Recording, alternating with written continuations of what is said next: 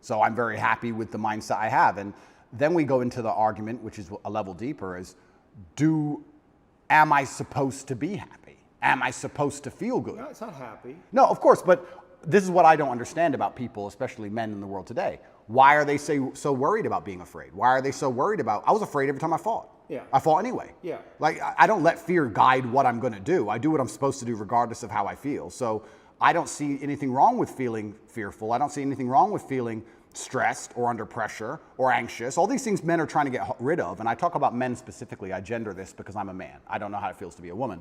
But all these things that people are trying very hard to get rid of from their brains, I don't see why they need to leave. I will argue the point that if I feel anxious and pressured and stressed and fearful, I will get more done than if I was happy. I think if I was happy, I'd just be hedonistic and just wasting my time. I think that you get a whole bunch done with these negative connotations and negative emotions, and I think that life is suffering and pain, and you're here to go through it, and the sooner you get used to the taste, the more successful you're going to be. I have no interest in trying to change the flavor, my friend. The flavor of life is pain, and I will eat all of it. And it doesn't matter if they put me back in jail or not. I'm not sitting there going, how can I be happy in jail? I will sit in jail and say, yes, this sucks. It's supposed to suck. Yes, I'm not enjoying this. Yes, I'm anxious and paranoid. And yes, that guy might stab me. And yes, I can't sleep and I miss my family. And this is what's supposed to happen to me. And this is how I become the best man I can possibly be. And I'm going to succeed regardless. You're very convincing. You're so good though, right? It's almost like I feel like you can rationalize anything, right? It's almost like a trick. Magic trick? Well, you're really good at talking, you're really smart, and it's almost like any question you can turn and make it work for you, which is great. It's a skill, but there's also a place where there's the potential for self-delusion. Oh, absolutely. And I'm not even going to sit here and say that I'm not delusional to a degree. I'm not saying that self-delusion doesn't exist. We all are, right? Let me give you a very simple example. Let me try and use an analogy. I think the only thing better than having everything you want is not wanting anything, right? So I have every car on this planet. I have 40 supercars. Most people want a supercar. I have 40. But there's that unique 0.1% of people who genuinely don't want one. And I think that's more freeing than having everything you want, right? So the true mindset is not wanting anything. Most people, the best they can do is having everything they want. And I feel like you can kind of do this with the emotions as well. I guess my general consensus is that I don't think I can change or affect the world to the point where pain and suffering and bad things are not going to happen. So isn't it best if I just enjoy all of that?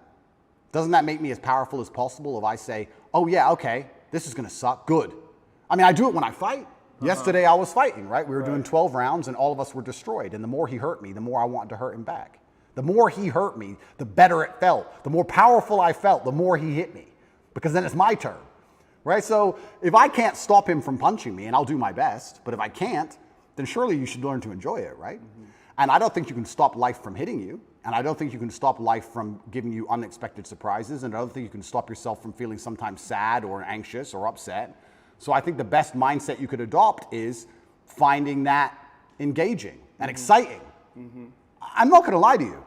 Although I am facing very serious charges, and although they are trying to destroy my life, and although I cannot sleep the same, and although they're out to get me, and although I've suffered, part of me is excited. Part of me is like, okay. Why? Because it's a war. You like war? I think all men do. I do. Yeah, of course, all men do. Yeah. So it's a battle. It's exciting. Yeah, it's exciting. So I'm not saying I'm glad it happened, because I'm certainly not. And I'm not saying I'm going to win. But I'm saying that I've trained myself to the point where if I were walking down the street and 10 men were to pull knives on me, I'd be intimidated, but 20% of me would go, this will be one to remember. Do you have a belief that you could take 10 men with knives? I have a belief that, yeah, I do. Because that's delusional. That's delusional. Yeah, but it gives me a best chance of possibly winning. Well, no, running away would give you the best chance of possibly winning, then coming back and being safe, and then serving out your mission. Of course, I would run away in that scenario. But if I had to engage them, if I had to engage them, if I had to fight them, I believe I'd be the most capable if I